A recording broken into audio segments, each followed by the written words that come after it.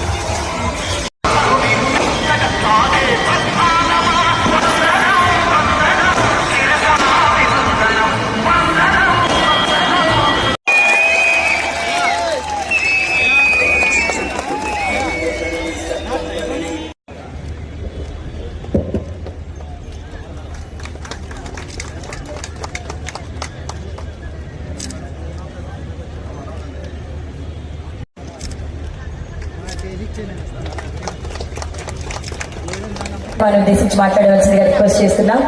అలాగే రచయితలైన చేతుల మీదుగా ఇచ్చే సత్కారాన్ని స్వీకరించవలసిందిగా సార్ రిక్వెస్ట్ చేస్తున్నాం. అందరికీ నమస్కారం. పెద్దలు గౌరవనీయులు అట్లాగే ఇన్ఛార్జ్ మంత్రి గారికి, రవీంద్ర గారికి, గవర్నమెంట్ సంజయ్ గారికి, అట్లాగే మన ఎంపీ గారికి అభినందనలు తెలుపుతూ, ఏ టైంలో సరే విజయ్ గారి పిలుపుని అందుకొని ఎన్ని కార్యక్రమాలు ఏకే ఆండోని గారు అనేక మంది చివరికి ఒక తప్పుడు రాజ్యం, తప్పుడు మార్గంలో పయనించే ఒక కడప ఎంపీ నేను సొంత ట్రైనింగ్ అయ్యాడు, నాలెడ్జ్ పెంచి మాట్లాడే కెపాసిటీ పెంచి అప్పుడే అన్న పదంతో ఇది ఎప్పటికైనా పార్లమెంట్ రాజ్యసభలో ఉండాలి, అనర్గళంగా మాట్లాడగలరు, సబ్జెక్ట్ లోతుగా మాట్లాడగలరు.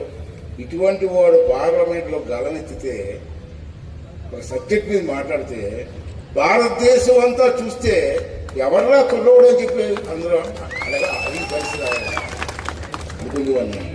అది నాలుగు నా మాట, నా కళ నెరవేరింది. చాలా తండ్రిగా అంతకన్నా నాకు ఆనందం ఉంటుందండి, ఇంటిగా అంతగా ఏమనుకుంది చాలా ఇది నాకు అందరి నమ్మకం ఉంది. మొట్టమొదట నర్సీపట్న గడ్డ మీద పుట్టినందుకు చాలా గర్వపడుతున్నాను. వీళ్ళందరికంటే ముందు ఈ రోజు నాకు ఈ స్థానాన్ని కల్పించిన పార్టీ, ఈ పార్టీ కండువా నాన్న చెప్తారు, నేను బతుకున్నంత వరకు ఈ కండువా వేసుకునే ఉంటాను, అలాగే ఆ జెండా కప్పుకొనే ఉంటానని చెప్తుంటారు. అదే విధంగా ఈ జెండా ఈ రోజు నాకు గౌరవాన్ని కల్పించింది. ఈ కండువాని మనస్ఫూర్తిగా చెప్తున్నాను. ఎవడన్నా ఈ కండువాల జోలుకు కానీ కార్యకర్తల జోలుకు కానీ వస్తే మా మాటలతో మా అధికారంతో లేకపోతే రేపు రానున్న రోజుల్లో ఎప్పుడు పోరాడుతూనే ఉంటాము. కార్యకర్తల కోసం అండగా నిలబడతామని చెప్పి ఈ సందర్భంగా సభనీయంగా మనం చేసుకుంటున్నాను. ఈ రోజు నందమూరి తారక రామారావు గారు విశ్వవిఖ్యాత నట సార్వభౌముడు రత్న డాక్టర్ నందమూరి తారక రామారావు గారు పెట్టిన పార్టీ ఇది. నాన్న ఆశీర్వదించారు.